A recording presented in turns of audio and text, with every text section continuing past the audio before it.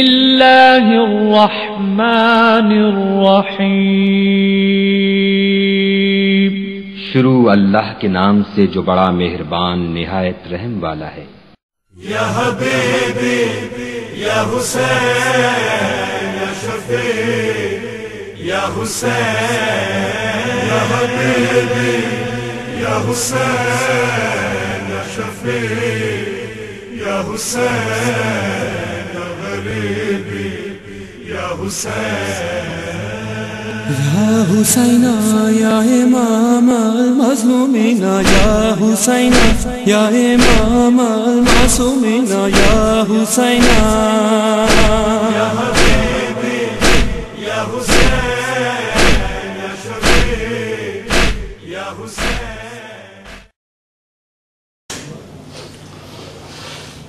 رحم اللہ من قرأ الفاتحہ بسم اللہ الرحمن الرحیم۔ الحمدللہ رب العالمین الرحمن الرحیم مالک یوم الدین ایاک نعبد و ایاک نستعین اہدنا الصراط المستقیم صراط الذین انعمت علیہم غیر المغضوب علیہم ولا الضالین۔ اللہم اغفر للمؤمنین والمؤمنات والمسلمین والمسلمات الاحیاء منہم والاموات تابع بیننا وبینہم بالخیرات انک مجیب الدعوات انک علی کل شیء قدیر وبالإجابة حق جدیر فصل علی محمد وآلہ الطیبین ولعنۃ اللہ علی اعدائہم اجمعین۔ مل کے باجماعت صلوات محمد۔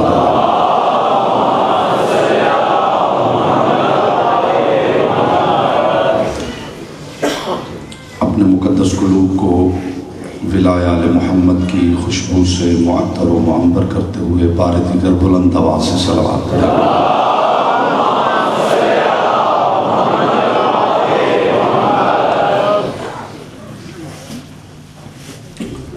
اعوذ باللہ من الشیطان الرجیم بسم اللہ الرحمن الرحیم۔ الحمدللہ الذی جعل محبت آل محمد نعیما دائما وحسنا قائما لأن اللہ احبهم ثم خلقهم على اخلاقه وأدبهم بآدابه وتربیت الخلق وحراستها من دابه ثم خلق الکان والمکان فخلق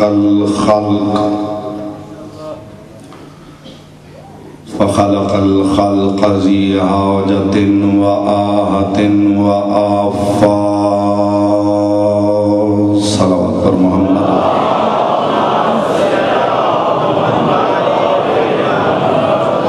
اما بعد فقد قال اللہ تبارک وتعالی فی محکم کتابہ المبین والمتین والحسین۔ بسم اللہ الرحمن الرحیم۔ الحمدللہ رب العالمین الرحمن الرحیم مالک یوم الدین ایاک نعبد و ایاک نستعین اہدنا الصراط المستقیم صراط الذین انعمت علیہم غیر المغضوب علیہم ولا الضالین۔ صلی اللہ علیہ وسلم۔ اپنے مرحومین کی بلندی درجات کے لیے بار دیگر بلند آواز سے صلوات پڑھیں۔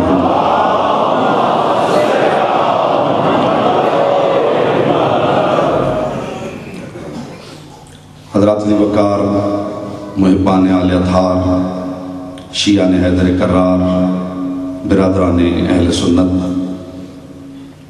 قبل اس کے کہ میں گفتگو کا آغاز کروں، استدعا ہے کہ سب بارگاہ احدیت میں دعا کریں۔ کراچی میں 2 اسکاؤٹس کو شہید کر دیا گیا ہے۔ پروردگار عالم حسین ابن علی کے ذکر کا صدقہ انہیں اعلیٰ علیین میں جگہ عطا فرمائے۔ پروردگار جہاں جہاں مومنین عزادار ڈیوٹیاں دے رہے ہیں، پروردگار انہیں اپنے حفظ و امان اپنی پناہ میں رکھے۔ مومنین مومنات جہاں جہاں سے تشریف لاتے ہیں، پروردگار ان کی حفاظت فرما۔ جہاں جہاں مومنین آباد ہیں، جہاں جہاں ذکر مظلوم کربلا ہو رہا ہے، ان گھروں کو، ان عزاخانوں کو پروردگار اپنے حفظ و امان اپنی پناہ میں رکھے۔ اور بالخصوص دعا ہے کہ پروردگار بانی اشر محرم الحرام جناب قبلہ سید زاہد بخاری صاحب کی توفیقات میں اضافہ فرمائے۔ محمد و آل محمد کے ذکر کا واسطہ ان کے گھر پہ اپنی رحمات کا نزول فرمائے۔ ان کی والدہ گرامی کو پروردگار جلد از جلد صحت کاملہ و عاجلہ عطا فرمائے۔ اور جو مومن بیمار ہے، پروردگار بحق طبیب فطرس شفائے کاملہ و عاجلہ عطا فرمائے۔ اور ایک دعا ان دعاؤں کا وسیلہ بنا کے میں اپنے لیے کروانا چاہتا ہوں۔ جتنے مومنین تشریف فرما ہیں وہ بارگاہ احدیت میں دعا کریں کہ عشر محرم الحرام کی ان مجالس اور محافل کی ان تقاریب میں پروردگار میری زبان کو حق بیان کرنے کی توفیق عطا فرمائے۔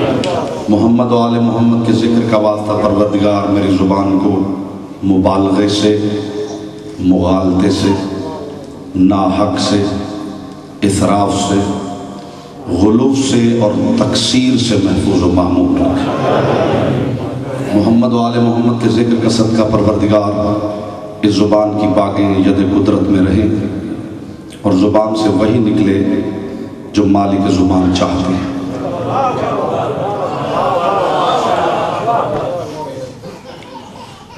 عشر محرم الحرام کی گفتگو کے لیے جس موضوع کا میں نے انتخاب کیا ہے وہ کائنات کے ہر موضوع کا موضوع ہے۔ میں نے کیوں کہا کہ ہر موضوع کا موضوع ہے؟ ابھی پتہ چلے گا کہ ہر موضوع کا موضوع کیسے ہے۔ ہر موضوع کا موضوع اس لیے کہ پورا قرآن آپ پڑھیے، پورے قرآن میں بار بار ہدایت کا ذکر ہے، اور جس آیہ مبارکہ کو میں موضوع قرار دے رہا ہوں اس میں طلب ہدایت کا ذکر ہے، اور سورہ ہے سورہ فاتحہ۔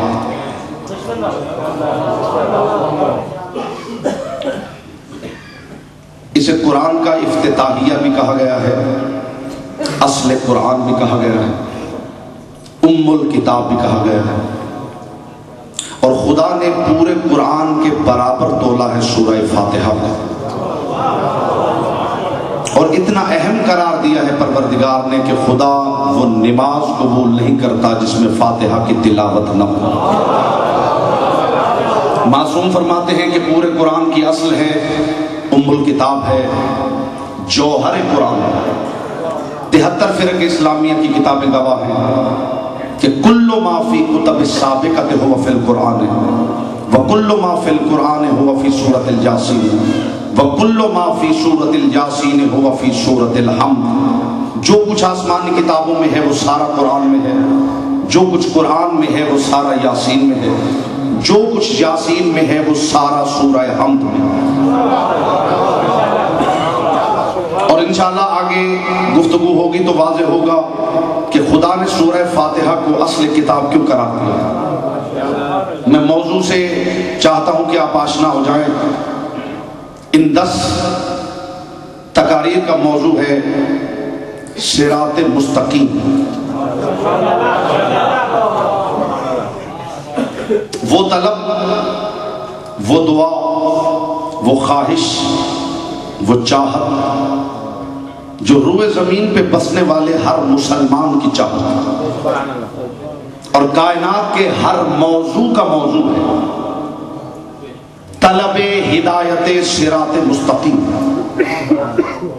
ان 10 تقاریر میں انشاءاللہ موضوع یہی رہے گا، اور مختلف زاویوں سے میں کوشش کروں گا کہ صراط مستقیم کے حوالے سے بقدر ظرف، بقدر معرفت، بقدر استعداد عقل و عرفان، اپنی کم علمی کے مکمل اعتراف کے ساتھ اور باب مدینۃ العلم سے ملنے والی خیرات پر مکمل اعتماد کے ساتھ میں عرض کروں کہ حقیقت صراط مستقیم کیا ہے۔ دیکھیے، کائنات کے حقیر ترین ذرے سے لے کر کائنات کی عظیم ترین کہکشاں تک ہر شے متحرک ہے،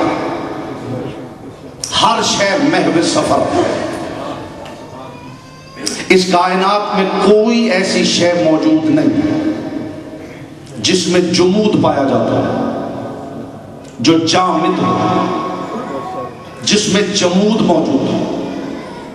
ہاں، اس شخص کی فکر میں جمود ضرور ہے جو کسی شے کی حرکت کا ادراک نہ کر پائے اور اس پہ جامد ہونے کا الزام لگا دے۔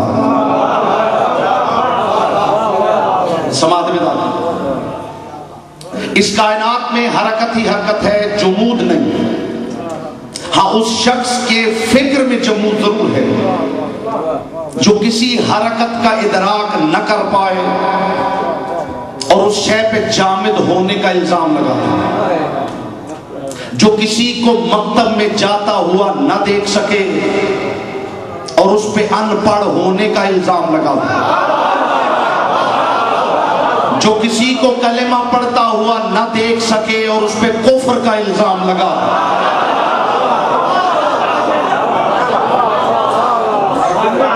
اس کائنات میں تحرک ہے، قبلہ سفر ہے، حرکت ہی حرکت ہے، ذرے سے کائنات کی عظیم کہکشاں تک ہر شے محو سفر ہے، ہر شے سفر کر رہی ہے۔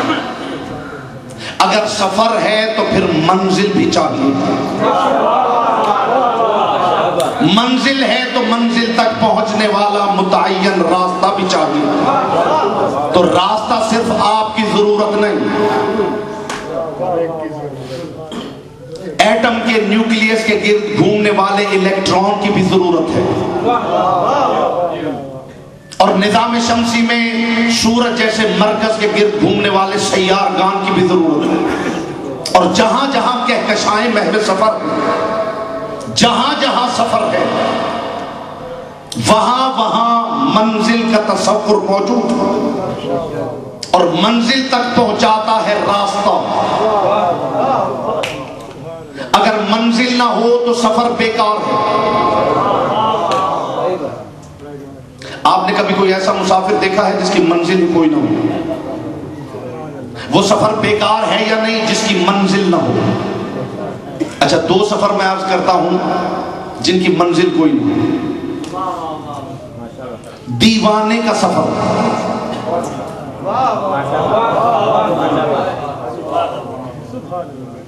پھر توجہ فرمائیں، دیوانے کے سفر کی منزل کوئی نہیں، بھٹکتا رہتا ہے، اس کی منزل کوئی نہیں۔ اچھا، اور سادہ مثال دیتا ہوں۔ آپ صبح کے وقت نکلے گھر سے ایکسرسائز کرنے کے لیے، ورزش کرنے کے لیے، سفر آپ بھی کرتے ہیں، اس سفر کی منزل کوئی نہیں، لیکن خدا کی قسم اس کی بھی منزل ہے، اس کی بھی منزل ہے۔ سیر کی منزل ہے صحت بدن، جس معیار پہ میں گفتگو عرض کرنا چاہتا ہوں، آپ کی سماعتوں کی سپورٹ مجھے چاہیے۔ دیوانے کے سفر کی بھی منزل ہے۔ یہ جو آپ سیر کے لیے نکلتے ہیں، بظاہر آپ کوئی منزل متعین نہیں کرتے، لیکن اس کی منزل ہے صحت بدن۔ اس کا مطلب ہے عین ممکن ہے کہ سفر مادی ہو، منزل غائب ہو۔ عین ممکن ہے کہ سفر مادی ہو، منزل غائب ہو، تو پھر اگر کوئی ایسا